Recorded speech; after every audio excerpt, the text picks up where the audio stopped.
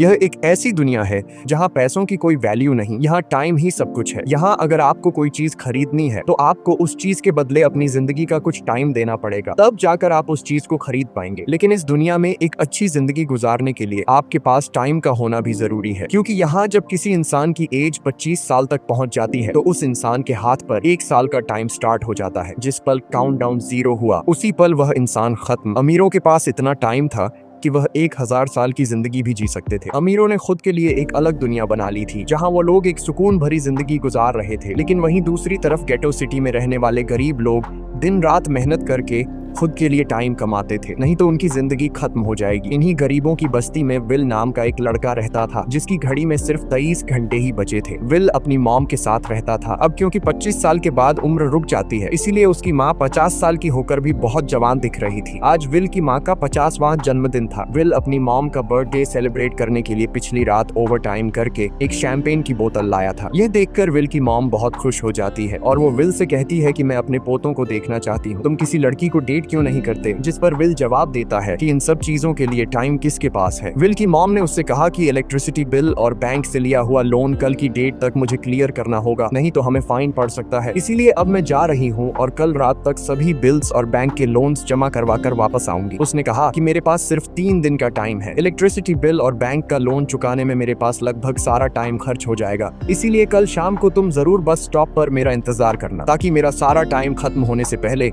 मैं तुमसे कुछ टाइम ले सकूं। इस पर विल ने कहा ठीक है, मैं टाइम पर पहुंच जाऊंगा। जाने से पहले विल की माँ विल के हाथ को छूकर उसकी बॉडी में 30 मिनट ट्रांसफर करती है ताकि विल अच्छा नाश्ता खरीद कर खा सके। इसके बाद दोनों अपने अपने काम पर निकल गए। रास्ते में विल के पास एक छोटी बच्ची आती है। वो विल को एक कैप्सूल देकर विल से उसका थोड़ा सा टाइम मांगती है। विल मुस्कुराते हुए उस छोटी बच्ची को कैप्सूल में अपनी जिंदगी का 5 मिनट का टाइम दे देता है और वह चली जाती है। यहाँ हमें पता चलता है कि ये लोग अपने टाइम को एक कैप्सूल में स्टोर भी कर सकते हैं, जिससे यह लोग कभी भी यूज और ट्रांसफर कर सकते हैं। इसके बाद विल काम के लिए फैक्ट्री पहुंच जाता है। काम शुरू करने से पहले वह कॉफी लेने जाता है, लेकिन वहां वह देखता है कि हर एक चीज का दाम डबल हो गया है। जहां पहले कॉफी 2 मिनट की मिलती थी, अब उसका प्राइस डबल होकर 4 मिनट हो चुका है। यहाँ पर कभी भी किसी चीज का भी दाम बढ़ा दिया जाता है बिना किसी अनाउंसमेंट के। ये बात विल को बहुत बुरी लगती है। मजबूरी में विल ने भी कॉफी के लिए अपनी जिंदगी के 4 मिनट पे किए और काम पर लग गया। दिन भर के काम के बाद रात के वक्त विल अपने दोस्त के साथ एक बार में जाता है। विल का दोस्त एक नंबर का शराबी था। वह हर वक्त शराब के नशे में टली रहता। विल का दोस्त विल को इशारे में बताता है कि वह आदमी सबको फ्री में दारू पिला रहा है और उसके पास बहुत ज्यादा टाइम है। ये सुनकर विल ने जब उस आदमी की तरफ देखा तो उसे चारों तरफ से लड़कियों ने घेरा हुआ था। विल की जब उस आदमी की घड़ी पर नजर गई तो उस आदमी के पास 116 साल का टाइम था। ये देखकर विल समझ जाता है कि यह आदमी ग्रीनिच सिटी से है, क्योंकि गेटो सिटी में लोगों के पास ज्यादा से ज्यादा 2 दिन का टाइम होता है। विल उस आदमी के पास आया और उसे वार्न करने लगा कि यहाँ पर तुम्हें नहीं होना चाहिए था। यहाँ चोरों का खतरा है, ये लोग तुम्हें मारकर तुम्हारा टाइम चुरा लेंगे, इसलिए जल्दी से यहाँ से निकल जाओ। लेकिन वो आदमी विल की बातों को सीरियस नहीं लेता और उसे इग्नोर करके ड्रिंक करने लग जाता है। तभी उस बार में फोर्टिस नाम का एक गैंगस्टर अपने ग्रुप के साथ आया, जिसे देखकर सारे लोग बाहर निकल भागे। दरअसल यह शहर के सबसे बड़े गुंडे हैं जो लोगों से जबरदस्ती टाइम चुराते हैं। विल का दोस्त विल को पकड़कर ले जाने लगा, लेकिन विल ने जाने से इनकार कर दिया और वहां एक कोने में छिपकर सब कुछ देखने लगा। फोर्टिस उस अमीर आदमी से उसका सारा टाइम लूटने आया था। फोर्टिस उस अमीर आदमी को चैलेंज करता है कि चलो पंजा लड़ाते हैं और जो हारेगा वह अपना सारा टाइम जीतने वाले को दे देगा। ये टाइम फाइट आर्म रेसलिंग की तरह थी, जिसमें 2 लोगों को एक दूसरे की कलाई पकड़नी होती थी। जिस भी इंसान की कलाई नीचे होती थी उसका टाइम घटने लगता था और वो टाइम उस आदमी के हाथ में ट्रांसफर होने लगता था जिसकी कलाई ऊपर होती थी। इस तरह जीतने वाला इंसान सारा टाइम उस दूसरे आदमी से अपनी बॉडी में स्टोर करके उसे मार देता। फोर्टिस उस आदमी से कहता है, क्या तुम इसके लिए तैयार हो? इस पर उस अमीर आदमी ने कहा कि मैंने बहुत ज्यादा ड्रिंक की हुई है, इसलिए मुझे कुछ टाइम चाहिए, उसके बाद मैं तुम्हारे चैलेंज के लिए तैयार हूँ। फोर्टिस कहता है कि ठीक है, ये तुम्हारी आखिरी ख्वाहिश है, जाओ, मैं तुम्हें तैयार होने के लिए कुछ मिनट देता हूँ। फोर्टिस उसके साथ अपना एक आदमी भी भेज देता है ताकि यह भाग न सके। वो अमीर आदमी बाथरूम में आकर बहुत ज्यादा उल्टियां करने लग जाता है, क्योंकि उसे काफी चढ़ गई थी। इसलिए अगर वो इस हालत में फोर्टिस से पंजा लड़ता तो इस अमीर आदमी का हारना कंफर्म था। तभी विल वहां पर आ जाता है। वो फोर्टिस के आदमी को मारकर उस अमीर आदमी को अपने साथ उस जगह से बाहर निकाल लेता है और उसे फोर्टिस से बचाकर एक सेफ जगह पे ले आया। विल ने उस अमीर आदमी से कहा कि मैंने तुमसे कहा भी कि तुम्हारी जान को खतरा है, तुम जानबूझकर अपना टाइम क्यों बर्बाद कर रहे हो? वो आदमी विल को अपना नाम हेनरी बताता है और वो विल से पूछता है कि तुम्हारी उम्र कितनी है? विल ने बताया 28 साल। हेनरी ने कहा मेरी उम्र 105 साल है और अब मैं जिंदगी से थक चुका हूँ। मैंने अपनी लाइफ में हर एक चीज का मजा लिया है और अब मुझे इस जिंदगी की जरूरत नहीं है। मैं जीना नहीं चाहता। ये सुनकर विल ने हैरानी से पूछा आखिर तुम कहना क्या चाहते हो? इस पर हेनरी ने कहा लगता है तुम अब तक हकीकत से अनजान हो। क्या तुमने कभी सोचा है कि इस दुनिया में अलग अलग टाइम जोन्स क्यों बनाए गए हैं? आखिर क्यों तुम्हारे टाइम जोन गेटो में किसी भी वक्त चीजों के दाम और टैक्स बढ़ा दिए जाते हैं? दरअसल महंगाई जानबूझकर बढ़ा दी जाती है ताकि गरीब लोग मरते रहें और उनकी मौत का फायदा ग्रीनविच टाइम जोन के अमीर लोगों को होता रहे। असल में ये सारा सिस्टम उन्हीं का बनाया हुआ है। जरा सोचो, वहाँ ग्रीनविच टाइम जोन में लोगों के पास जीने के लिए हजारों साल हैं, लेकिन यहाँ गेटो में तुम लोग हर रोज जीने के लिए मेहनत मजदूरी करते हो।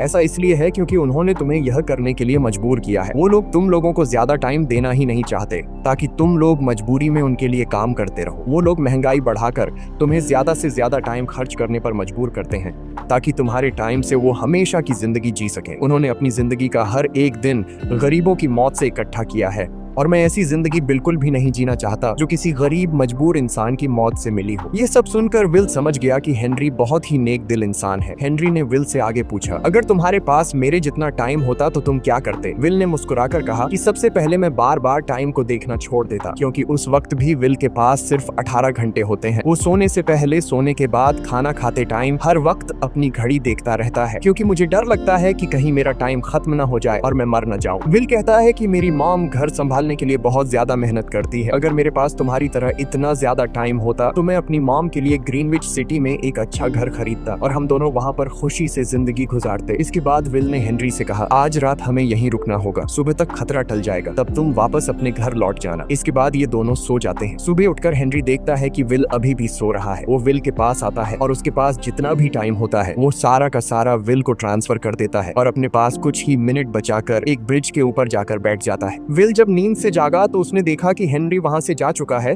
तभी हमेशा की तरह नींद से जागने के बाद विल ने अपनी घड़ी में नजर डाली। विल की घड़ी में 116 साल ऐड हो चुके थे। यह देखकर उसकी आंखें खुली की खुली रह गईं। उसे लगा कि वो अभी भी नींद में है और सपना देख रहा है। इसी दौरान विल की नजर विंडो पर पड़ी जिस पर लिखा था मेरा टाइम बर्बाद मत करना। वो समझ जाता है कि हेनरी ने मुझे अपना सारा समय दे दिया है। तभी विल ने हेनरी को दूर एक ब्रिज के किनारे पर बैठे देखा। विल जल्दी से हेनरी की तरफ भागा, लेकिन अब बहुत देर हो चुकी थी क्योंकि हेनरी के पास अब बस कुछ ही सेकंड्स बचे थे और थोड़ी देर बाद वो एक झटके से मरकर ब्रिज से नीचे पानी में गिर गया। विल को हेनरी की मौत का बहुत ज्यादा दुख होता है। अब विल के पास 116 साल की जिंदगी थी और वो समझ जाता है कि अगर मैं यहाँ पर रहा तो लोग समझेंगे कि हेनरी को इसी ने मारा है। विल जल्दी से अपने दोस्त के पास जाता है। विल का दोस्त विल के हाथ में इतना सारा टाइम देखकर शॉक रह जाता है, जिसके बाद विल ने अपने दोस्त को दोस्ती की खातिर 10 साल का टाइम दिया। ये देखकर विल का दोस्त उसका दिल से शुक्रिया अदा करता है। विल कहता है कि यहाँ रहना मेरे लिए अब ठीक नहीं, क्योंकि इतने ज्यादा टाइम को देखते हुए मेरा टाइम छीनने के लिए कोई भी मुझे मार सकता है। अब मैं अपनी माँ के लिए ग्रीनविच सिटी में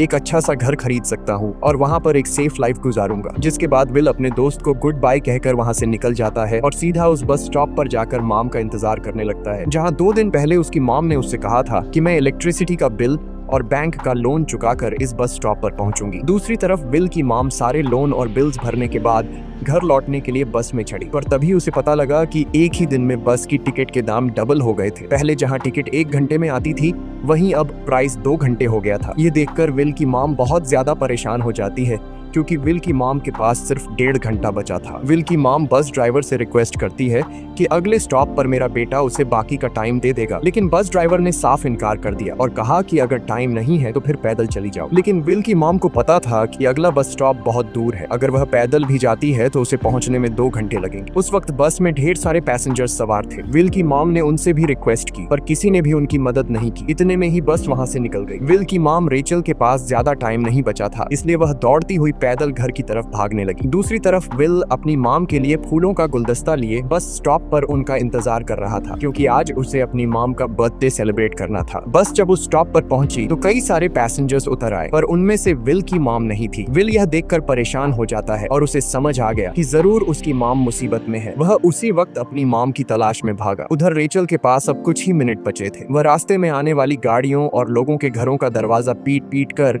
उनसे थोड़ा समय उधार मांग रही थी, लेकिन कोई भी उसकी मदद करने को तैयार नहीं था। इधर विल जब कुछ दूर गया तो उसे उसकी मॉम दौड़ती हुई नजर आ गई। अपनी मॉम को भागते हुए देख विल समझ गया कि उनके पास ज्यादा टाइम नहीं है। वह अपना हाथ आगे करके तेजी से उनकी तरफ दौड़ने लगा। उधर रेचल के पास अब सिर्फ 10 सेकंड्स ही रह गए थे। वह भी पूरी तेजी से विल की ओर भाग रही थी, लेकिन जैसे ही रेचल अपने बेटे विल के पास पहुंची, उसका टाइम खत्म हो जाता है और वह मर जाती है। यह देखकर विल को बहुत दुख होता है, क्योंकि उसने अपनी मॉम के लिए क्या कुछ नहीं सोचा था। वह चीख चीख कर रोने लगा। अगली सुबह तक हेनरी की डेड बॉडी टाइम कीपर्स को मिल चुकी थी। ये टाइम कीपर्स वहां पर इन्वेस्टिगेशन करते हैं। आज की दुनिया में टाइम कीपर्स होते थे जो पुलिस की तरह थे। इन टाइम कीपर्स का काम भी क्राइम को रोकना होता है। टाइम कीपर्स के ऑफिसर रेमंड ने उस जगह में अच्छी तरह से जांच की, लेकिन उसे कोई भी क्लू नहीं मिला। तभी रेमंड की नजर उस ब्रिज के पास लगे सीसीटीवी कैमरा की तरफ गई। वह सीसीटीवी फुटेज चेक करने सीसीटीवी रूम के लिए निकल पड़ा। दूसरी तरफ विल समझ चुका था कि उसकी मॉम की मौत के लिए ग्रीनिच में रहने वाले अमीर लोग ही जिम्मेदार हैं,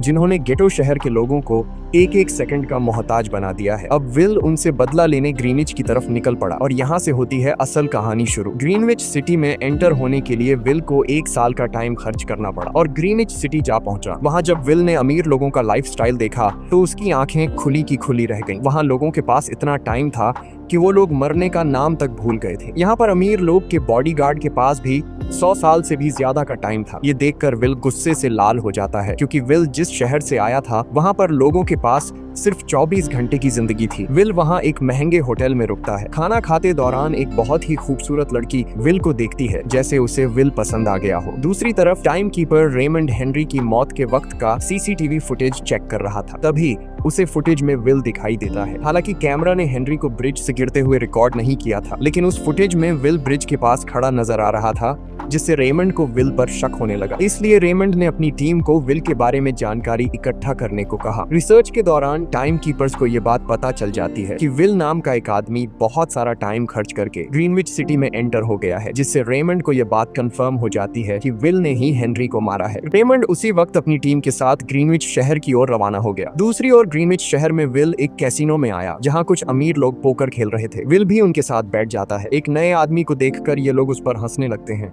लेकिन विल गैम्बलिंग में माहिर था। आज उसके लिए अमीरों से पैसे निकालने का सबसे अच्छा मौका था। विल ने फिलिप नाम के एक रईस आदमी के साथ पोकर की बाजी खेली। फिलिप यहाँ का सबसे रईस इंसान है। उसके पास खुद का एक टाइम बैंक है जो लोगों को लोन पर टाइम देता है। फिलिप के साथ उसकी डॉटर भी बैठी होती है। यह वही लड़की है जो कुछ देर पहले विल को गौर से देख रही थी। गेम जब शुरू हो जाती है तब विल अपनी लाइफ का सारा टाइम दांव पर लगा देता है और अपनी माइंड के बदौलत वो फिलिप से 1100 साल जीत जाता है। यह देखकर फिलिप की बेटी सिल्विया विल से काफी ज्यादा इम्प्रेस हो जाती है। उसने विल को कल रात अपने घर पार्टी पर इनवाइट किया। फिर अगली शाम विल एक नई नवेली कार खरीदकर फिलिप की पार्टी में जा पहुंचा। वहीं पार्टी के दौरान विल और सिल्विया डांस करने लगते हैं और सिल्विया मन ही मन विल को दिल दे बैठी। वो अपनी दिल की बात विल से करने ही वाली थी कि तभी टाइम कीपर रेमंड अपनी टीम के साथ वहां पहुंचता है और विल को पकड़ लेते हैं। विल को खूनी समझकर सिल्विया भी उससे नाराज हो गई। रेमंड ने सबसे पहले विल का सारा टाइम उससे छीनकर सिर्फ 2 घंटे दिए। उसके बाद वो विल को हेनरी के खून के इल्जाम में गिरफ्तार करने लगा। रेमंड विल से पूछता है कि तुमने हेनरी को क्यों मारा। विल उसे कहता है कि मैंने उसे मारा नहीं था, बल्कि वो खुद जीना नहीं चाहता था, इसलिए उसने मुझे 116 साल दी और बाद में उसने खुद की जान ली। लेकिन रेमंड विल की बात पर यकीन नहीं करता। विल समझ जाता है कि रेमंड मुझे हेनरी के झूठे केस में फंसाकर उम्र भर कैद के लिए मुझे जेल में डाल देगा। इसलिए वह मौका देखते ही रेमंड के आदमियों को मारकर खुद को आजाद कर लेता है और उनकी बंदूक लेकर सिल्विया को बंदी बना लिया। सिल्विया को ढाल बनाकर विल उसे साथ लेकर भाग निकला और रेमंड और उसके आदमियों को चकमा देता हुआ वापस गेटो शहर आ पहुंचा। इस दौरान विल के पास टाइम काफी कम बचा था। उसने सिल्विया से कुछ टाइम उधार मांगा, लेकिन सिल्विया ने उसे 1 सेकंड भी देने से इनकार कर दिया, क्योंकि वह भी उसे हेनरी का खूनी समझ रही थी। इसलिए वो और तेजी से गेटो शहर की तरफ कार दौड़ाता है ताकि वहां पहुंचकर किसी से टाइम उधार ले सके। जल्दबाजी में उसका ध्यान आगे सड़क पर बिछी कंटीली तारों पर नहीं पड़ता, जिससे टकराते ही विल की कार ब्रिज से नीचे गिर जाती है। इस एक्सीडेंट में विल और सिल्विया बेहोश हो गए। असल में रास्ते में वह कांटे फोर्टिस और उसकी गैंग ने बिछाए थे। फोर्टिस ने देखा कि सिल्विया के पास 10 साल का टाइम था। वो सिल्विया का सारा टाइम चुरा कर वहां से निकल जाते हैं।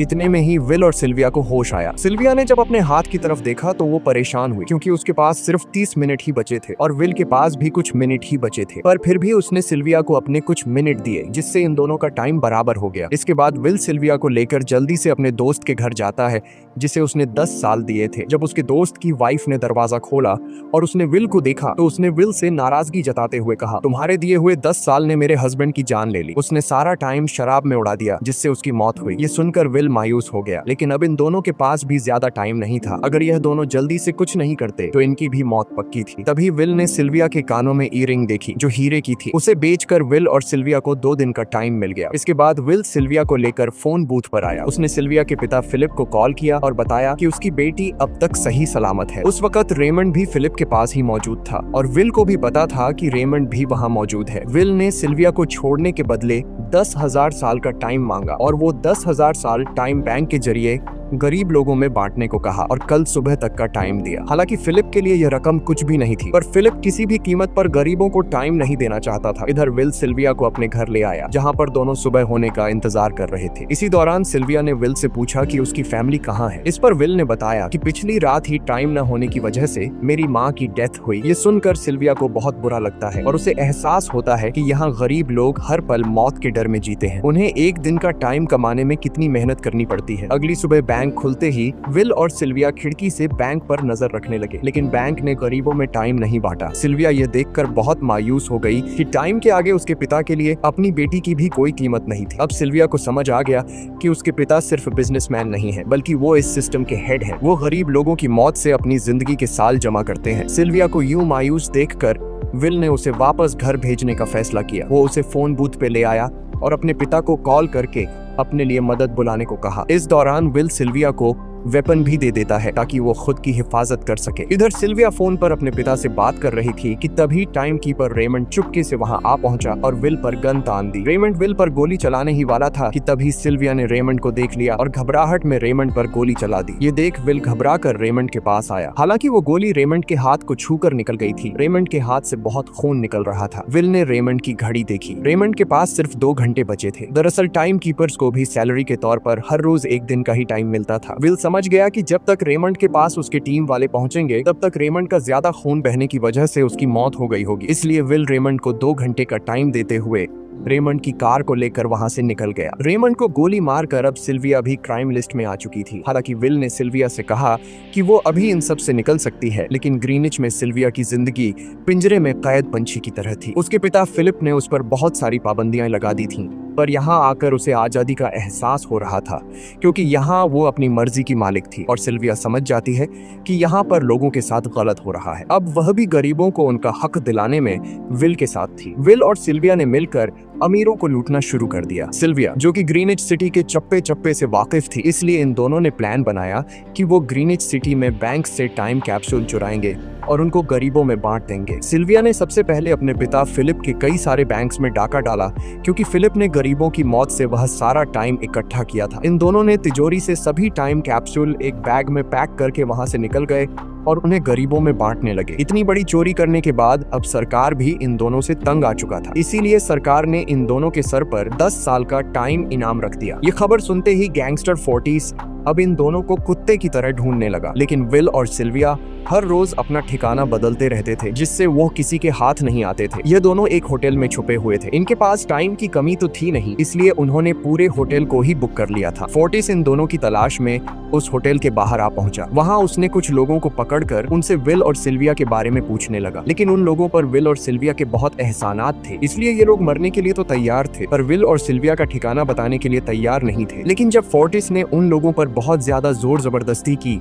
तो उनमें से एक बंदा मौत के डर से फोर्टिस को उस होटल के बारे में बता देता है जहां विल और सिल्विया छुपे हुए थे, जिसके बाद फोर्टिस फौरन अपनी गैंग के साथ वहां पर पहुंच जाता है और इन दोनों को पकड़ लेता है। अब विल और सिल्विया का उनसे बच पाना नामुमकिन था। फोर्टिस ने विल को एक टेबल पर बैठा दिया और उसे टाइम फाइट के लिए चैलेंज किया। विल समझ गया कि अगर मैंने चैलेंज से इनकार किया तो फोर्टिस के गैंग वाले लोग मुझे मार देंगे, इसलिए क्यों ना आज इसके साथ पंजा आजमाया जाए। फोर्टिस और विल ने एक दूसरे की कलाई पकड़ ली और मौत का खेल शुरू हुआ। फोर्टिस माहिर खिलाड़ी था, उसने शुरुआत में ही विल का हाथ नीचे कर दिया, जिससे विल का टाइम तेजी से फोर्टिस में ट्रांसफर होने लगा। लेकिन विल बिल्कुल जोर ही नहीं लगा रहा था, जैसे कि वो जानबूझकर हार रहा हो। पर जैसे ही विल के पास अपनी लाइफ के 3 से 4 सेकंड बचे, तभी विल ने अपनी पावर दिखाई और एक झटके से फोर्टिस का हाथ नीचे कर दिया। फोर्टिस की आंखें खुली की खुली रह गईं। वो पूरा जोर लगाकर अपना हाथ ऊपर करने की कोशिश कर रहा था, लेकिन विल की ताकत के आगे वो ढीला पड़ चुका था। ये देख फोर्टिस के आदमियों का ध्यान फोर्टिस की घड़ी पर अटक गया। अब उनका बॉस मरने वाला था। इतने में ही मौका पाकर विल ने अपने जूते से गन निकाली और पलक झपकते ही फोर्टिस के सारे आदमियों को शूट कर दिया, क्योंकि अगर वो ऐसा नहीं करता तो वो लोग उसे मार देते। इसी के साथ फोर्टिस का टाइम 0 हो गया और वह भी मारा गया। विल और सिल्विया जल्दी से वहां से भाग निकले। इसी दौरान उन्होंने देखा कि अमीरों ने सारा खेल पलट दिया था। विल और सिल्विया ने गरीबों में जितना भी टाइम बांटा था उसकी वैल्यू अब कुछ भी नहीं रही थी, क्योंकि अमीरों ने महंगाई के दर को कई गुना बढ़ा दिया था। ये देख विल हारा हुआ महसूस करने लगा और उसे लगा कि मैं कभी भी इन गरीबों को उनका हक नहीं दिला सकूंगा। उसने सिल्विया से कहा कि अब सब खत्म हो चुका है। अगर वो लोगों में 1000 साल भी बांट दें तो अमीर लोग महंगाई को और ज्यादा बढ़ा देंगे, जिससे लोगों की हालत कभी नहीं सुधर पाएगी। सिल्विया ने कहा कि कोई तो रास्ता होगा। इस पर विल ने कहा कि हमें लाखों साल चुराकर इन लोगों को देने होंगे, तब जाकर हम लोग महंगाई को कंट्रोल कर सकते हैं। हालांकि यह इतना आसान नहीं था, पर सिल्विया ने इसके लिए एक प्लान सोच रखा था। अगली ही सुबह जब फिलिप अपने बॉडीगार्ड्स के साथ ऑफिस पहुंचा, तभी सिल्विया वहां आई और उसने अपने पिता से कहा कि वो सरेंडर करना चाहती है। तब सारे गार्ड्स ने सिल्विया पर गन तान दी, लेकिन तभी वहां पीछे से गार्ड के बेस में छिपा विल वहां आ पहुंचा। उसने फिलिप के सर पर गन रखी और उसके जरिए लॉकर का दरवाजा खुलवाया। विल और सिल्विया ने फिलिप के लॉकर से एक टाइम कैप्सूल चुरा लिया, जिसमें 10 लाख साल का टाइम मौजूद था। इस टाइम कैप्सूल का एक साल गरीबों की ही मौत से आया था। विल और सिल्विया वह टाइम कैप्सूल लेकर भाग जाते हैं। इधर रेमंड को जब यह बात पता चली तो वह फौरन विल और सिल्विया के पीछे लग गया। जब रेमंड ने अपने हाथ पर घड़ी को देखा तो उसके पास 1 घंटे से भी कम टाइम बचा हुआ था। वह हेडक्वार्टर कॉल करके कहता है कि मुझे मेरी सैलरी कैप्सूल में भेज दो, मेरे पास टाइम कम है। लेकिन इससे पहले कि वह अपनी बॉडी में कैप्सूल से टाइम ट्रांसफर कर पाता, उसे विल की कार दिख जाती है और वह कैप्सूल से अपनी बॉडी में बिना टाइम ट्रांसफर किए उनके पीछे लग जाता है, क्योंकि अगर वो 10 लाख साल गरीबों को मिल जाते तो गेटो टाइम जोन का हर एक इंसान अमर हो जाता और अमीरों का बनाया पूरा सिस्टम तहस नहस हो जाता। रेमंड ने विल और सिल्विया को पकड़ने के लिए अपनी पूरी जी जान लगा दी, लेकिन वो उन्हें रोक नहीं पाया। विल और सिल्विया रेमंड को चकमा देकर गेटो शहर आ गए और वह टाइम कैप्सूल एक बच्ची के हाथों में सौंप दिया। उन्हें पता था कि रेमंड सीधा हमारे पीछे गीटो शहर पहुंचेगा, इसलिए उन्होंने इस जगह को छोड़कर एक सुनसान जगह पर चले गए। उधर उन्होंने गीटो शहर के लोगों में लाखों साल बांटकर उन्हें अमर कर दिया था, लेकिन खुद इन दोनों के पास बहुत ही कम टाइम बच जाता है। बदकिस्मती से उसी पल रेमंड ने उन्हें पकड़ लिया। रेमंड ने विल को धमकी देते हुए कहा, अगर तुम्हें अपनी जान प्यारी है तो चुराया हुआ सारा टाइम वापस कर दो। तब विल ने उसे अपनी घड़ी का समय दिखाया। विल और सिल्विया के पास कुछ ही मिनट बचे थे। विल ने रेमंड से कहा, कहीं तुम भूल तो नहीं गए? याद है जब तुम मरने वाले थे तो मैंने तुम्हें कुछ टाइम उधार दिया था, टाइम तो तुम्हें मुझे वापस करना चाहिए। यह सुनकर रेमंड को याद आया कि विल और सिल्विया को पकड़ने की जल्दी में उसने अपने टाइम पर ध्यान ही नहीं दिया। जब उसने अपनी घड़ी पर नजर डाली तो उसके पास सिर्फ 5 सेकंड ही बचे थे, जो देखते ही देखते 0 हो गए और रेमंड मारा गया। विल और सिल्विया रेमंड से तो बच गए थे, पर इन दोनों के पास भी अब सिर्फ एक मिनट ही बचा था। ऊपर से उस सुनसान इलाके में उनकी मदद करने वाला भी अब कोई नहीं था। उन्हें अपनी मौत साफ नजर आ रही थी। इन दोनों ने मायूस होकर एक दूसरे को गले लगाया और तभी विल को रेमंड की कार नजर आई। विल फौरन कार की तरफ भागा और वहां पहुंचकर उसने रेमंड की सैलरी का टाइम अपनी घड़ी में ट्रांसफर कर दिया। इसके बाद वह सिल्विया को भी टाइम देने उसकी ओर भागने लगा। सिल्विया भी तेजी से विल की ओर दौड़ रही थी। सिल्विया के पास कुछ ही सेकंड्स बचे हुए थे। यह बिल्कुल उसी तरह का पल था जिस तरह से विल ने अपनी मॉम को खोया था। विल ने अपनी मॉम को तो खो दिया था, पर सिल्विया को नहीं खोना चाहता था। विल सिल्विया के बिल्कुल करीब ही था, पर तभी सिल्विया विल की बाहों में गिर पड़ी। लकीली विल ने सही वक्त पर सिल्विया का हाथ थाम लिया था, जिससे उसकी जान बच गई। विल और सिल्विया की बदौलत अब डेटन शहर के सारे लोग अमर हो चुके थे। अब उन्हें एक घंटे कमाने के लिए फैक्ट्रीज में काम करने की जरूरत नहीं थी। वह सभी अपने सपनों को पूरा करने ग्रीनिच शहर की ओर निकल पड़े, जिससे अमीरों का बनाया सारा सिस्टम फेल हो गया। वहीं इसी के साथ यह कहानी खत्म हो जाती है। अगर आपको वीडियो अच्छी लगी हो तो हमारे चैनल को सब्सक्राइब और वीडियो को लाइक जरूर कीजिएगा।